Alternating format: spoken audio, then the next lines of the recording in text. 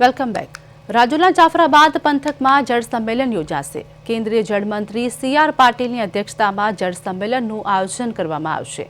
આગામી 28 ફેબ્રુઆરીએ જળ સંમેલન યોજાશે, જેમાં અમરેલી સાંસદ ભરત સુતરિયા, ઉર્જા અને કાયદા મંત્રી કૌશિક વેકરિયાનો વિશેષ ઉપસ્થિતિમાં જળ સંમેલન યોજાશે. રાજુલા જાફરાબાદ પંથકમાં જળ સંચયના કામો કરીને વરસાદી પાણી સંગ્રહ કરવાનું અભિયાન, જેમાં વરસાદી પાણી દરિયામાં ન વહી જાય તે અંગે બ્રિજ ડેર દરિયાકાંઠાના ગામોમાં કરશે જળ સંચયના કામો. તો સોશિયલ મીડિયાના માધ્યમથી બ્રિજ ડેરે આમંત્રણ પાઠવ્યું હતું. ઉપસ્થિત થયો છું આપને એક આમંત્રણ આપવા માટે. આપણે સાંભળ્યું છે કે જળ એ જ જીવન.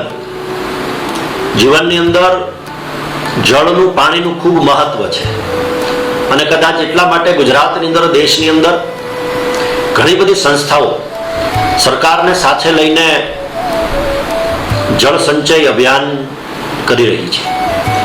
મારે આપને કહેવું છે, મારે આપને આમંત્રણ આપવું છે કે શ્રી ગીર ગંગા પરિવાર ટ્રસ્ટ રાજકોટ પણ ઘણા વર્ષોથી ગુજરાતની અંદર વરસાદનું પડેલું પાણી દરિયામાં જતું અટકાવી શકાય અને એનો જળ સંચય થઈ શકે એના માટે કાર્યરત છે.